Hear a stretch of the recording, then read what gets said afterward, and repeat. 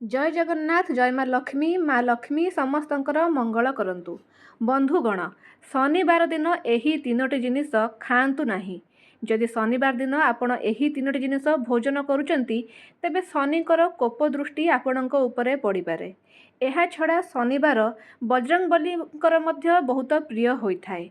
तेणु शनिवार दिन यही सब जिनिस खाइबा द्वारा उभय शनिदेव एवं बजरंगबली रुष्ट हुअन्ति। तेबे चलतु जानिबा शनिवार दिन केउ तीनोटी जिनिस खाइबा उचित नुहे। जदि आपण शनिवार रे एही तीनोटी जिनिस खाइबे तेबे आपणक जीवन रे विभिन्न प्रकार बाधाविघ्न उपजिब, मानसिक दुश्चिंत देखादेव एवं विभिन्न प्रकार कलह समस्या इत्यादि पारिवारिक जीवन रे सृष्टि हेब।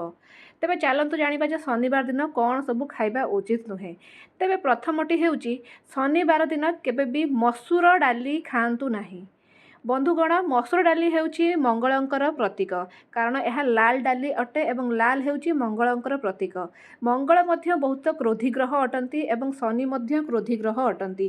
शनिवार दिन मसूर डाली खाइबा द्वारा मनीषक मध्य क्रोधर वृद्धि घटी थाए। यह द्वारा घरे बा परिवार रे कलह बारंबार कलह हुए एवं कलह हेबा द्वारा मनुष्य मानसिक दुश्चिंता मानसिक अशांति रे रुहे।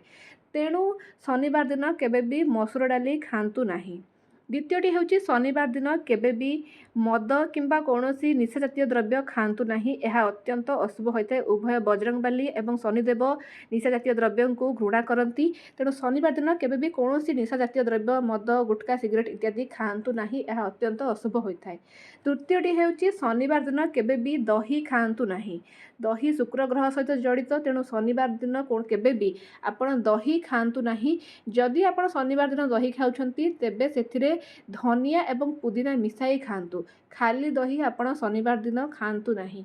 एहा छड़ा आपण शनिवार दिन आंब किंबा आंब खटा मध्य खाआंतु नाही। एहा मध्य खाइबा अनुचित।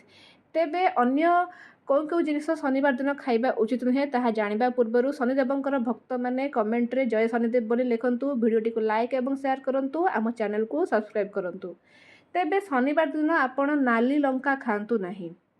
ଏହା ଅତ୍ୟନ୍ତ ଅଶୁଭ ହୋଇଥାଏ। ନାଲି ଲଙ୍କା ମଧ୍ୟ ମଙ୍ଗଳ ଗ୍ରହ ସହିତ ଜଡ଼ିତ। ତେଣୁ ଶନିବାର ଦିନ କେବେ ବି ଆପଣ ନାଲି ଲଙ୍କା ଖାଆନ୍ତୁ ନାହିଁ। ଆଉ ଏକ ଜିନିଷ ହେଉଛି ଶନିବାର ଦିନ ଯାହା ଖାଇବା ଅନୁଚିତ ତାହା ହେଉଛି ମାଂସ କିମ୍ବା ମାଛ କିମ୍ବା ଆମିଷ ଆମେ ଯାହାକୁ କହୁ। ଶନିବାର ଦିନ କେବେ ବି ଆମିଷ ଭୋଜନ କରିବା ଉଚିତ ନୁହେଁ। ଆମିଷ ହେଉଛି ଏକ ତାମସିକ ଖାଦ୍ୟ। ତେଣୁ ଶନିବାର ଦିନ କେବେ ବି ଆପଣ ମାଛ ହେଉ ମାଂସ ହେଉ ଅଣ୍ଡା ହେଉ ଏହିସବୁ ଜିନିଷ ଖାଆନ୍ତୁ ନାହିଁ କିମ୍ବା ଘରକୁ ମଧ୍ୟ ଏହିସବୁ ଜିନିଷ ଆଣନ୍ତୁ ନାହିଁ। ଏହାଦ୍ୱାରା ଶନିଦେବ ମଧ୍ୟ ରୁଷ୍ଟ ହୁଅନ୍ତି ଏବଂ ବଜରଙ୍ଗବଲି ମଧ୍ୟ ରୁଷ୍ଟ ହୁଅନ୍ତି, କାରଣ ଉଭୟ ଆମିଷକୁ ଘୃଣା କରନ୍ତି। ତେଣୁ ଶନିବାର ଦିନ କେବେ ବି ଆମିଷ ଘରକୁ ଆଣନ୍ତୁ ନାହିଁ କିମ୍ବା ଖାଆନ୍ତୁ ନାହିଁ। ଶନିବାର ଦିନ ଏହିସବୁ ଖାଦ୍ୟ ବର୍ଜନ କରନ୍ତୁ। ଦେଖିବେ ଶନିଙ୍କର କୃପା ଦୃଷ୍ଟି ରହିବ ଏବଂ ବଜରଙ୍ଗବଲିଙ୍କର ଆଶୀର୍ବାଦ ମଧ୍ୟ ରହିବ। ଜୟ ଶନିଦେବ।